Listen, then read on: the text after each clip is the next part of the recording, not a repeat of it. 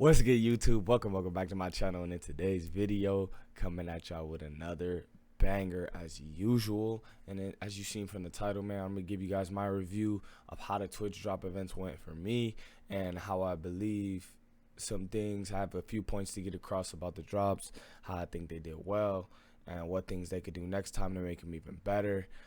But yeah, that's just gonna be it for the video, man. Make sure you guys like, comment, and subscribe on me. Big shit coming soon. Once we hit 500 subscribers, only 30 away. So make sure if you guys enjoy the content, hit that sub button. If you enjoyed this video, hit that like button. Make sure as always to follow all my social media links down in the description below. Enjoy my Discord down in the link in the description. So without further ado, enjoy this video, guys. That's Hinksman. Peace.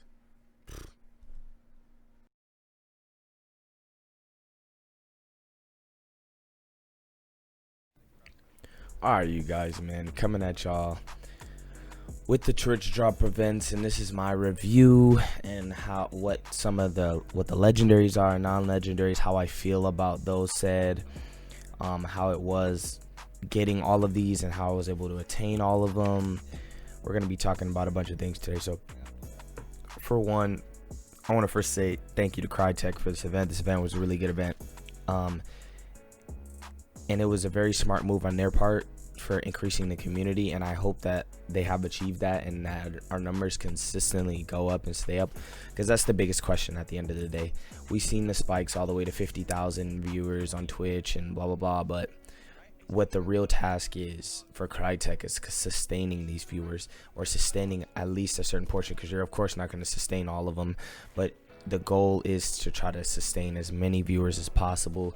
If we can stay around 10k every day at our peaks, or shoot, if we can stay around 10 to 20k at our peaks, because before the update, sorry guys, before the whole stream event, I would be on Twitch every day and see Hunt, and the max we would pull was probably 5k maximum, and that's while Psycho Ghost was on, Nino was on, and all these big figures were on at around the middle time of the day.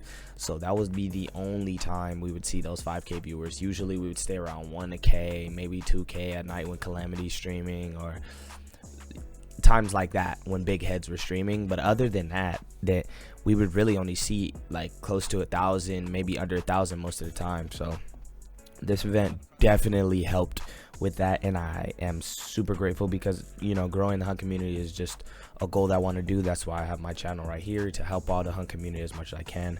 But yeah, so we're gonna start off with growth, all right, because I think the biggest part of this event was the growth. The growth of the partner streamers is, I think, what they were trying to tackle right now, at least.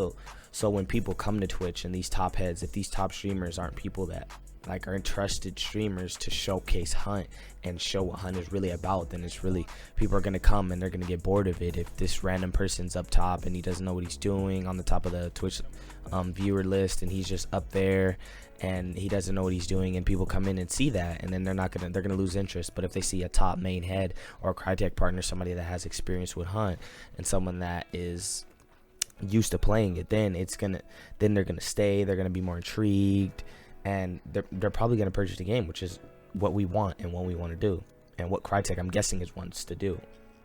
And they just wanted to I feel like the growth with it, they're establishing like the hierarchy, like I was saying, on Twitch with all their partner streamers at the top, and then trying to grow the overall like viewer base of the game. So they did a really good job with that. Now, there was a lot of bugs in the beginning. People weren't receiving drops, but I mean, this is the first time Hunt has ever done any drops, so it's totally understandable for them to have bugs in the beginning. In the first day of the drops, nobody was showing up in their inventory, or only select few were. But the second day they fixed that. But what that caused is, because even though you got legendaries, because usually your first set of legendaries, they come in a pack of 3 after you watch so many hours or so many minutes or whatever of the stream, then you'll get that drop, and they'll come with 3 legendaries or 2 legendaries, but not just with 1. So luckily, even though it didn't show up on your Twitch inventory, it would be in your game inventory, and that's what happened with me. But the bad thing is, because that happened, it made it to where I had to earn all these legendaries back, because I was wondering why I would double up on some legendaries. And guys, keep in mind, in this event right here, I literally, my PC turned into like a cryptocurrency, just farming computer. My PC racked in, I put in, I think, over 124 hours over all 7 days, and my PC didn't turn off for 6 days straight. So it was kind of tough, but that's like literally what I had to do in order to make sure I got these drops for you guys, so you'd be able to see them and I could tell you my experience about it and give you guys a real in-depth view. But yeah, I wrecked in over 120 hours on Twitch, just multiple streamers. Thank God the streamers were hosting each other, because that was the only way I was able to do it. Shout out to everybody that was hosting each other and keeping me able to just run that consistently throughout the days. But also, what I found I'm gonna talk about the frequency of the drops. What I found the case for the drops, because it's a little weird, because you would receive a drop, I would say, every 30 minutes. At least for me, in my case, I was receiving a drop, at least one drop every 30 minutes to, it can go up to an hour and a half, 2 hours, but never anything longer than that, and never anything shorter than that, in my opinion. But yeah, so every about 30 minutes to an hour to 2 hours, you would receive at least one drop. For me, what I got from legendaries wise, that wouldn't be the case. With legendaries, it would typically be one legendary every day, or going one every day and a half. I would say one every like 30 hours, around there, because my legendaries were not constant. I would get lucky one day and I might get two in a day, starting off two every 30 hours, and then the next day I wouldn't get a legendary at all. And especially after I racked in every legendary and I only had the Billy left, it took me the last 2 days. I didn't get a single legendary until I finally got the Billy on the last day. But I was pushing it to the wire. But my PC didn't turn off at all completely that entire time. So so for a typical user, I feel like it's a little bit harder when you gotta rack that much time in. And if they're using on their mobile devices, they're not gonna have them on for over 120 hours to get all the drops. I feel like they could have increased it just by a little bit, nothing crazy, but a drop every 30 minutes wouldn't be bad. You know what I'm saying? Because 30 minutes is a long time to be watching. 30 minutes is a long time to just be consistently on a stream. Even though a lot of them were farming them, where they would turn the sound all the way down to be on the stream, that's still technically a viewer. So on Twitch, you're still gonna go up each category. You're gonna go up game by game by how many viewers you have, so all the viewers do count. But yeah, and all of these start off with random, but I'd say I got of them around 120 hours. Then I got finally got the Billy. Also the legendaries, what they included in the legendaries, of course, is the Billy skin, Billy story. They got the Soldier Silver, which is the Borheim skin, Huff's kit, which is the Medkit skin, Bring Him Brass, which is the legendary Springfield skin, the Rose Stalker. They got the Old Tusks, Spare Dimes, which are a knife, and the Old Tusks, and the Spare Dimes, which is a Nagant pistol. So I think all the legendaries are actually pretty nice. I like them a lot. They're really dope. I don't use some of the guns, so I'm probably not going to use them all, but I like the skins all in all. I think they did a really good job with the design team. Whoever designed the skins, they look really dope. With the non-legendaries, I don't know if I had a problem with it, but some of the non-legendaries were kind of funny, because I feel like they were just throwing out a bunch of meta weapons, or just a bunch of like meme weapons, because the only non-legendary skins that they had, non-legendary weapons that they were throwing out was the Nitro, Bomb Lance. They threw out a Frag Bombs, Doge Precision, Martini Reposit, and the Mosin Obrez Drum, and the Crowny King were the only physical guns you can use. Then they had Frag Bombs, Concertina Bombs, and Knuckle Knives, and a First Aid. That's the only ones I received outside of the legendaries.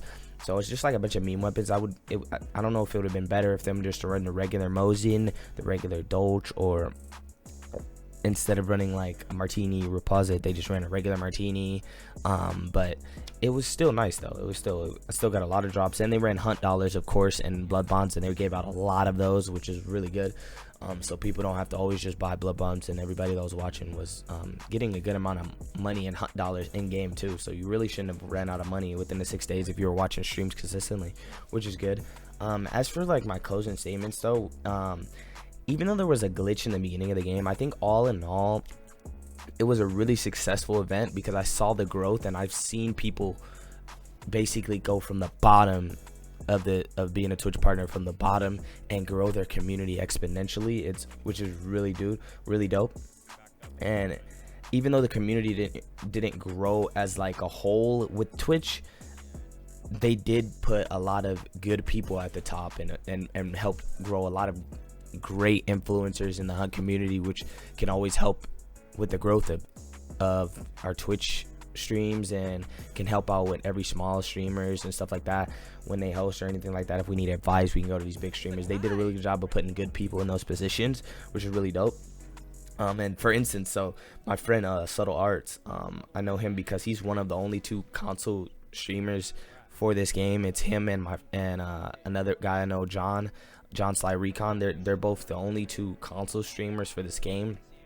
And Subtle, he's one of the only 2 Crytek partners that have consoles, and he was streaming on his console the whole time. And he averaged, before the Twitch drops, he averaged about 40 to 85 viewers max. What I've seen from him, he's probably done more than that, but the time of me watching him, he would only have around 40 to 85 viewers, and maybe going to 100 sometimes. But with those Twitch drops happening, once they came on, the first day he was averaging 130 to 200, and then like the second day so far on, he was definitely averaging about 500 viewers the whole time, the rest of the time, because he hit a few spikes where he was over 1k 60. He hit 1600 peak one time. I don't know if he got a host for that, but he definitely was doing his jazz, and it was really dope to see somebody on the console community up top, and see somebody up there that I can relate to personally, because coming from console, there's not really many influencers and much attention around it. So it's good that he brought that attention for our community, which is really dope. And yeah, that's really it, which is really crazy though. That's I think the drops are really good, and I think the community grown as a whole. So it's really good to see that, and I'm really proud of Crytek. They actually did a really good job with this event, and for more events to come, they're just going to get better and better, which is really good for our community and really good for the player base, which is really dope. So yeah, guys, other than that, I think the event, like I said, was a success, and I think they did a really good job. And hopefully next time, by then, we'll have partner. As long as our growth keeps coming, I'm just keep pumping out content for you guys, regardless of if I'm a Crytek partner or not. I'm just gonna keep putting out content, so us on the console community can have more figures for you guys to look up to, and to see and ask questions and be able to have like a nice response from, and have a genuine response from. But yeah, other than that, guys, that's gonna be the end of this video. I hope you found it very informative, and if you guys did and you took anything out of it from this video, make sure you guys hit that like button, and make sure you guys also hit the subscribe button if you enjoy the content on this channel. Man, as always, follow my social media, it's down in the description below. And that's Hinks, man, and I'm coming at y'all with another video, and I'm out. Peace.